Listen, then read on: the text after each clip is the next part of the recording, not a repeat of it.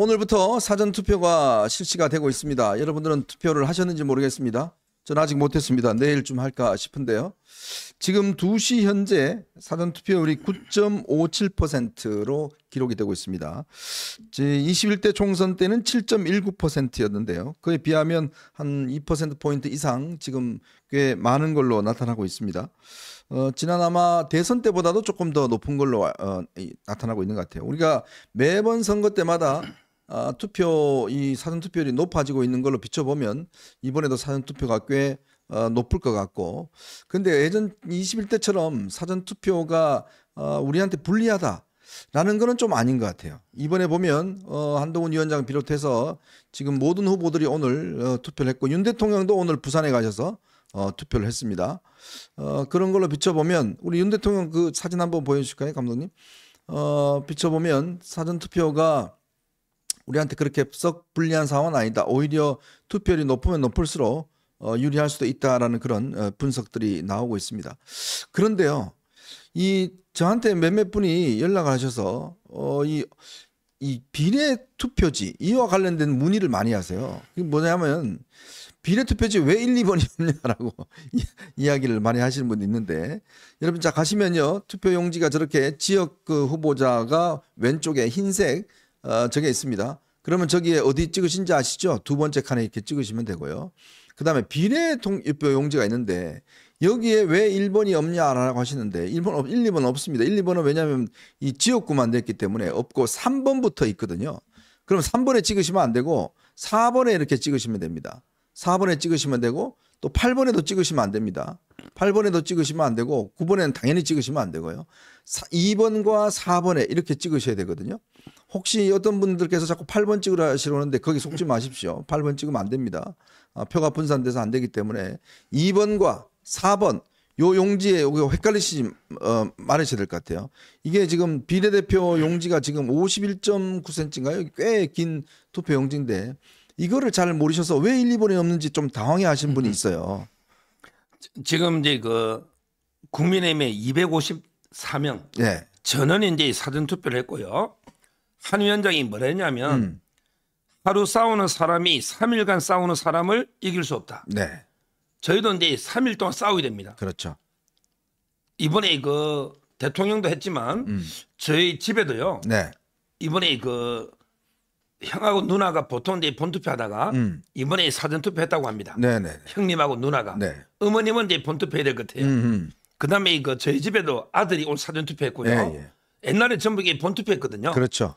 그래서 저는 이제는 이제 사전투표 투명성이나 신뢰성을 의심하지 말고 네. 무조건 이제 한 표 찍으면 한 표가 됩니다. 3일 동안 저희도 싸우게 되잖아요. 따라서 이제 그 주위에 혹시라도 본투표를 하겠다 했다가 갑자기 나중에 그날 무슨 일이 생겨버리면 그렇죠. 한 표가 날아갑니다. 네. 이번에 한 표가 정말 중요해요. 이 한 표가 범죄자들을 처단하는 창이 되고 대한민국을 지키는 방패가 됩니다. 네. 따라서 이제 소중한 한 표를 저는 미리 행사하기 좋겠다. 사전투표를 독려합니다. 네. 자, 그래서요, 지금 오늘 한동훈 위원장은 오늘 신촌에 가서 사전투표를 했습니다. 뭐 그 이유는 여러분 아시겠죠? 신촌에 가서 한 이유는 바로 신촌에 대학가가 있고 거기 이화여대가 있습니다. 아마 이런 부분들을 의식을 해서 젊은 층들의 어떤 표심을 자극하기 위해서 오늘 신촌에서 한동훈 위원장이 오늘 사전투표를 했습니다. 대통령은 오늘 부산에서 하고, 부산이 나왔으니까 하는 말씀을 드리는 건데요. 아마 여러분들 댓글로 저한테 이 장해찬 후보에 대해서 많이 문의를 하시고 좀 설득을 해달라 이야기를 하시는데, 뭐 저도 그렇고 우리 또 서정우 변호사도 그렇고 사실 저도 꽤 설득을 많이 했습니다. 많이 했는데 좀 제가 좀 굉장히 실망을 많이 했습니다. 이게 예전에 제가 알던 그런 장해찬이 아니었던 것 같아요. 그리고 지금은 뭐에 쉬었는지 굉장히 좀 우리가 이해할 수 없는 고집을 좀 많이 부리고 있는 것 같습니다. 그래서 지금 좀 걱정스럽습니다. 솔직히 이야기해서. 왜냐하면 지금 부산 전체의 지금 여론이 썩 좋지는 않은 상황입니다. 근데 특히 장해찬 문제 때문에 옆에 있는 뭐 회원들라든지 이런 데 꽤 많은 영향을 미칠 것 같아서 제가 몇 차례 걸쳐서 어제 밤 늦게도 이런 부분을 또 이야기를 했더니 본인은 완고하게 지금 끝까지 가겠다라는 뜻을 빌고 끝까지 가서 지면 뭐 정계를 떠나겠다 이렇게 이야기를 하는데 지금 자기 정계 떠나고 안 떠나고 문제가 아닙니다. 이거는 자기가 어떻게 되는 거 이거는 뭐 전 별 관심이 없어요. 결국은 이 우리 윤석열 정부와 정말 자유우파가 자칫하면 상처를 받을 수가 있는 이야기이기 때문에 그동안 본인이 그렇게 많은 사랑을 받았습니다. 솔직히 이야기해서. 그렇다면 이제는 그 사랑을 돌려줘야 할 때가 아닌가라는 저는 합리적 생각이 드는 것인데 어제의 행동도 좀 그렇고 저는 그래서 지금 조금의 이성적인 판단이 안 되는 상황이 아닌가라는 그런 우려도 있기 때문에 그리고 지금 지지율이 계속 떨어지고 있습니다. 제가 뭐 수치를 말씀드릴 수 없지만 10%대로 좀 떨어지고 있습니다. 그 이유는 결국 우리 지지자들 분들께서 이제 선택을 하시고 저쪽 표로 가면 사표가 된다는 거 아마 알고 계실 겁니다. 제가 그래서 오늘 공식적으로 말씀을 드리면 이제부터는 우리가 국민의힘 정연욱 후보에게 표를 몰아줘야 될 저는 그런 상황이다. 이거는 말로 해서 되지 않고 이제는 뭐 표로 할 수밖에 없는 뭐 그런 상황으로 가는 게 아닌가 하는 게 이제 솔직한 말씀이라고 전해드리고 싶습니다. 뭐 저도 서정욱 TV가 유튜브가 있잖아요. 네. 제가 이제 두 개를 장해찬 것 두 개를 이제 녹화를 했어요. 네네. 하나는 이제 그 장해찬 공천 취소 되기 전날 어떻게든 이제 장해찬 공천을 줘야 됩니다. 네. 왜냐하면 이제 정계 입문하기 전에 일기처럼 이게 쓴 그 말 가지고 이 공천 취소하면 안 된다. 네. 그만큼 이게 제가 장해찬 줘야 된다. 이래 했어요. 근데 그 며칠 전에는 오히려 이제 그 장해찬 사퇴하라 이런 데 제가 유튜브를 하나 했습니다. 네. 그거는 왜 그러냐면 일단 무소속인데 그 나가는 것까지 막을 수는 없었어요. 네. 근데 나갔을 때 여론조사를 저는 보고 나서 이제 그 이제 선택을 해야 된다. 네. 근데 여론조사가 장해찬이가 1등이 나오거나 뭐 압도적으로 2등이 나오면 그러면 이게 저희가 어떻게 할 수가 없어요. 네. 그렇잖아요. 그렇죠. 근데 세 가지 여론조사가 전부 이제 3등이 나온 거예요. 그리고 민주당 음주 2번 전과 네. 그다음에 이재명의 기본소득 설계안 유동철이가 1등이 나오는 거예요. 그 말이 안 되는 이야기죠. 자 이대로 가면 이게 합리적으로 보면 그냥 유동철이가 이제 어부지라는 게 보이잖아요. 그렇죠. 보이잖아요. 네. 따라서 저는 이제 그 사퇴라 이렇게 제가 마음 아프지만 충분했고 네. 그거는 이제 그 본인을 참모르게 아껴준 윤석열 대통령을 위해서도 사퇴해야 되고 네. 그다음에 본인이 최고위원했던 국민의힘을 위해서도 사퇴해야 되고 네. 그다음에 무엇보다 우리 자유우파 국민들을 위해서도 사퇴해야 된다. 사퇴하고 그리고 이제 지원 유세를 부산부터 그렇죠. 잘리면 얼마든지 다시 한번 기회가 있거든요.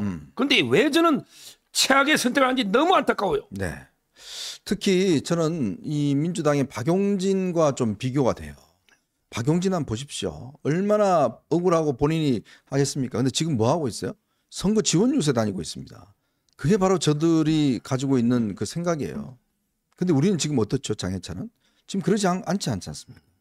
오히려 이 저 어부질이 지금 하게 생겼습니다. 뭐 이럴 것 같으면 결국 누가 지금 덕이 보겠습니까? 뭐 지금 정연호 후보 물론 뭐 맞듣지 않는 분들 계실 겁니다. 그런데 민주당 후보가 되는 건 안 되지 않습니까? 자, 그 현실적으로 그렇다고 그러면 그럼 그 선택을 해야 되는데 저들은 보세요. 임종석, 박용진 전부 다 지금 선거운동 돕고 있습니다. 아니 그거보다 우리가 못했어야 되겠습니까? 그렇지 않지 않습니까? 뭔가 전체를 위해서 조직을 위해서 또 이 우리 진영을 위해서 본인이 희생할 줄 알아야 되는데 그렇지 않는 거란 거 저는 뭐 굉장히 실망스럽고 이제는 결국은 우리가 선택을 해야 되는 그런 시기가 아닌가 그런 생각이 듭니다. 지금 이제 도태우 변호사하고 비교해도 저는 네. 장해찬은 이제 도태우하고 세 가지가 다르다 봐요. 네네. 첫째는 이제 도태우 변호사는 어부질이 할 가능성이 민주당이 할 가능성이 없잖아요. 그렇죠. 거기는 뭐 어차피 이제 도태우가 안 돼도 국민의 후보가 되는 거예요. 네네. 따라서 이제 그 지역은 그냥 맡겨두면 되는 거죠. 맞습니다. 그다음에 두 번째 다른 게 도태우는 이제 윤석열 대통령의 참모나 네. 그렇게 은혜를 입은 게 없어요. 맞아요. 본인 스스로 이제 그 아스팔트에서 커온 네. 이런 데 분입니다. 근데 장해찬은 청년 1호 참모로 대통령이 키워줘서 여기까지 왔잖아요. 그렇죠. 그러면 이제 대통령 입장을 생각해야 되는 거 아닙니까? 이게 다르고요. 그다음에 마지막으로 도태우 변호사는 이제 국민의힘에서 그런 당직을 가진 적이 없어요. 맞아요. 근데 장해찬은 이제 청년 최고위원까지 네. 뽑아서기 했잖아요. 네. 그렇다면 누구보다 더 선당, 후사 이걸 해야 되는 거 아닙니까? 맞습니다. 따라서 지금이라도 지금 좀 이게 늦은 면은 있어요. 이미 오늘 투표 중이기 때문에 네. 그래도 지금이라도 이게 사퇴하는 게 그게 그나마 대통령과 당을 위해서 무엇보다 우리 자유우파 보수 국민을 위해서 필요한 태도다. 저는 이래 봅니다. 울산 남갑에 출마했던 그 후보인가요? 그분도 오늘 사퇴했어요. 그런 걸 보면 우리가 정말 이 보수는 분열하면 안 됩니다. 분열하면 안 되고 본인들이 이게 정말 전체를 위해서 또 소를 희생할 수 있는 그런 자세가 필요하고 그렇게 되면 또 더 큰 게 주어집니다. 인생이라는 게 그렇게 여기가 끝이 아닙니다. 그렇기 때문에 좀 합리적인 결정을 내렸으면 하는 그런 바람을 아직까지도 좀 갖고 있습니다. 자, 그리고요. 용인갑에 이상식과 그다음에 이혼모 후보가 어제 TV 토론했는데 제가 참 기가 막힌 거 보세요. TV 토론에서 이 이상식이 이 재산을 누락시켰던 그런 것들이 TV 토론에서 아주 그냥 다 밝혀져 버렸어요. 보니까 그 한번 TV 토론 장면 여러분도 한번 보시고 오시겠습니다.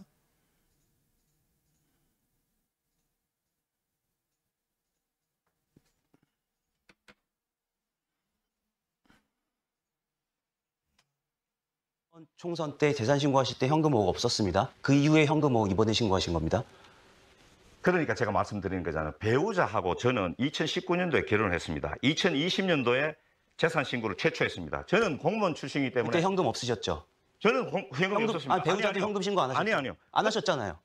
신고 안 했죠. 누락했죠. 아, 그때부터 있었습니까? 2020년도에 신고 누락했습니다. 아, 그때부터 현금 5억이 있었습니까? 그럼? 그렇습니다. 그 배우자와 저는 최근에 신고를 했고 최근에 2019년도에 결혼했고 여러분 아시다시피 알겠습니다. 2020년도에 신고 누락하셨고 신고 그때부터 누락했습니다. 신고 누락했습니다. 현금 5억 계속 가지고 계셨던 겁니다. 네. 그러면 네. 지금 결국 이제 본인이 자백을 했어요. 2015년도에 본인이 5억 원에 대한 신고를 누락했다. 이런 사실을 공개했고 이상식 후보가 부산경찰청장 출신인데 2019년도에 이 원래 부인이 조금 이제 뭐라고 할까요? 뭐 좀 안 좋게 돌아가셨어요. 그 다음에 바로 이제 1년 뒤에 재혼을 했습니다. 지금의 현재 부인과 그분이 이제 이 그림을 파는 분이에요. 자, 그러면서 이제 본인이 예전에 그 대구에 출마를 한 적이 있거든요. 그때 재산 신고가 이번에 이제 5억이 누락됐다. 이 이야기인 거 아니겠습니까? 그렇죠? 지금 이제 이번에요. 네. 처음에 재산 신고를 한 번 하고 하루 만에 또 바꿨는데 그렇죠. 첫날에 현금 5억을 신고했는데 이거 출처를 갖다가 밝힐 데가 없는 거예요. 네. 5억을 어디서 벌었느냐. 이걸 이렇게 못 밝히니까 차라리 4년 전에도 5억이 있었다. 이렇게 저는 거짓말한 걸로 봐요. 네. 왜냐하면 이게 4년이면 공소시효가 6개월이거든요. 공소시효가 이제 6개월 선거법이잖아요. 네. 지났으니까 차라리 4년 전에도 있었다고 하면 네네. 그러면 이제 출처를 밝힐 필요가 없잖아요. 이게 저는 첫째 문제인데 그다음에 이번에도요. 5억이 있다 했다가 네. 하루 만에 그다음에 정정할 때 3억 5천으로 1억 5천을 줄인 거예요. 그럼 이게 1억 5천 어디 갔습니까? 이랬더니 아이고 선거 비용으로 돈을 많이 써가지고요. 어디 썼는지 잘 모르겠습니다. 이게 뭡니까? 하루 만에 1억 5천이 네. 야 장롱에 현금 있잖아요. 네. 1억 5천이 하루 만에 5억에서 3억 5천으로 주는 거. 아유. 이게 두 번째고요. 네. 그다음에 더 황당한 게 세 번째. 이번에 그림이 처음에 14점으로 신고했거든요. 14점이 31억 7천 했어요. 네. 그런데 하루 뒤에 그림이 갑자기 2점이 없어져. 12점이고 그다음에 금액이 14억이 축소돼서 최종 12점에 17억이 있습니다.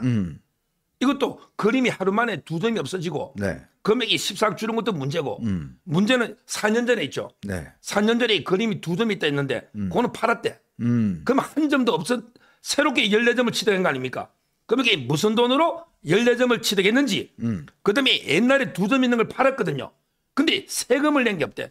세금은 다음에 해명하겠습니다 그래. 이런 말도 안 되는. 따라서 이제 그림 자체가 14점이 어떻게 취득했는지도 네. 의문이고 그다음에 옛날 2점 팔았으면 세금은 왜 탈세했는지 이것도 의문이고 네. 지금 아마 그래서 이제 고발이 들어간 거예요. 지금 고발이 제가 알기로 그 그림 하나 파는 게 위작으로 해가 신고된 거. 맞아요. 그다음에 담보 위작인데 담보로 빌린 거 된 거. 네. 그다음에 그 외에도 돈 16억 얼마 안 갚은 거 고소건이 많아요. 앞으로 이 부분은 수사로 밝혀야 됩니다. 저는 저 장면을 보니까 역시 우리 이현모 후보가 아주 이 추궁하는 데는 굉장히 자질이 있는 것 같아요. 그렇습니다. 아주 그냥 결정적으로 그렇게 증거를 확보를 한 것 같습니다. 자, 그리고요, 개항을에 이천수 지금 후원회장, 원희룡 후보가 같이 뛰고 있죠. 참 눈물의 이 연설이 있었습니다. 참 이 많은 분들 보시면서 꽤 참 이 눈물을 많이 흘리실 것 같은데, 우리 이천수 후보 유세하는 거 한번 그 장면 한번 보고 가시겠습니다.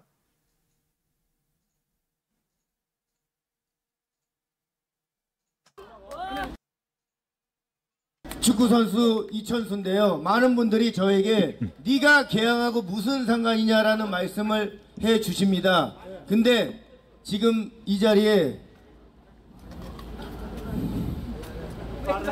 저희 엄마가 와 있거든요.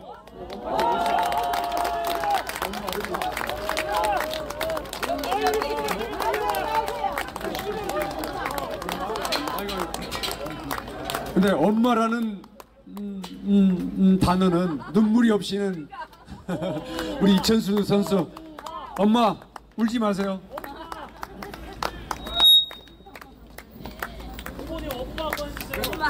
올라오세요.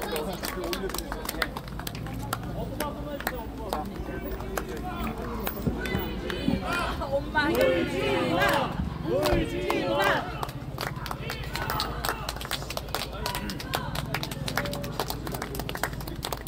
이깁니다. 울지 마세요. 이깁니다. 여러분 우리 승리할 거죠? 예! 선수 엄마 울지 않아도 되죠? 예! 제가 마이크만 잡으면 네, 상대- 참 이천 선수 마음 고생이 굉장히 심했던 것 같습니다. 어떤 뭐 사람들한테도 뭐 이렇게 발로 차이기도 하고 또 많은 또 악플도 붙기도 하고 했는데 꿋꿋하게 저렇게 원희룡 후보 참 돕고 있는 거 보니까 참 이천 선수도 이번에 그 선거운동 도우면서 많이 참 단련이 된 것 같습니다. 그죠? 지금 처음에는 이제 그 송영길 돕다가 네. 왜 갑자기 이제 원희룡 돕느냐? 너 철새 아니냐? 네. 변절자 아니냐? 이런 이제 조롱과 명예훼손도 많이 당했고요. 네. 그다음에 그 두 번째 폭행, 완전히 그 니킥으로 네. 폭행도 당했고요. 그리고 이제 그 덜일 있잖아요. 덜일로 이제 그 당신 가족들 완전히 죽일 수 협박, 네. 공갈 이것도 이제 당했어요. 참 그럼에도 이제 불구하고 오로지 이제 개항 발전을 위해서는 원희룡 후보가 적임자다. 네. 이런 이제 그 신념이 있는 것 같아요. 그래서 이제 자기 선거보다 더 열심히 뛰고 있습니다.